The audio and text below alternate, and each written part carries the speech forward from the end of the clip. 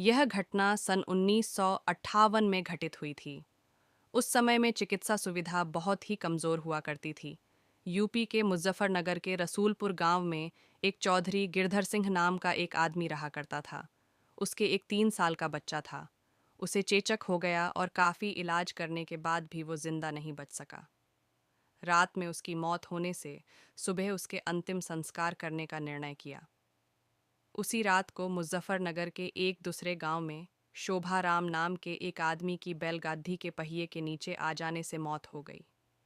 उसको अस्पताल ले जाते वक्त रास्ते में ही उसकी मौत हो गई। मृतक के घर वालों ने उसका दाह संस्कार कर दिया।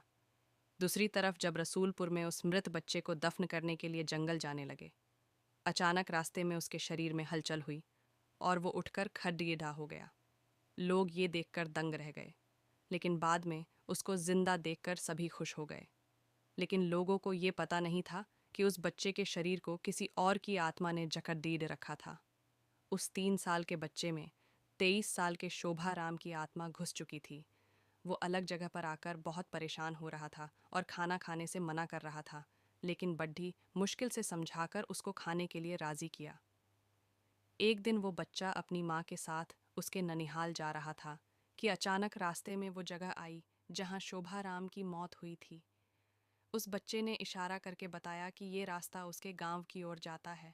उसकी माँ उसकी बातों को अनसुना कर उसके ननिहाल चली गई। उसके ननिहाल में आत्माराम के गांव का एक आदमी जगन्नाथ किसी काम से आया। आत्माराम की आत्मा ने उसको पहचान कर उसे आवाज़ लगाई। जगन्नाथ को बच्चे के मुंह से अपना नाम सुनकर अचंभा हुआ। जगन्नाथ के पूछने पर उस बच्चे ने उसका पूरा इतिहास बता दिया और बोला कि मेरी मौत से पहले ही तुम लोगों ने मुझे जला दिया, और इस बच्चे के खाली शरीर को देखकर इसमें रहने लग गया। जब जगन्नाथ ने ये बात अपने गांव में बताई तो उसके पूरे परिवार के आत्माराम से मिलने चल दिए। उस बच्चे ने सबको पहचान लिया और वो उनके साथ उसके गांव चल दिया, और उसने वापस रसलपुर आने से मना कर दिया, लेकिन लोगों के समझाने पर मान गया। इस तरह वो 2 परिवारों को साथ लेकर चलता रहा। इस कहानी से हमें ये पता चलता कि यदि कम उम्र में किसी की मौत हो जाती है तो वो अपनी अधूरी इच्छाओं को पूरा करने के लिए किसी के शरीर को इसका जरिया बना सकती है। दोस्तों, मैं आपको बताना चाहता हूँ कि ये तो केवल कहानी है, लेकिन हकीकत में ऐसे कुछ मामले होते हैं जिनको कोई पहचान नहीं पाता है।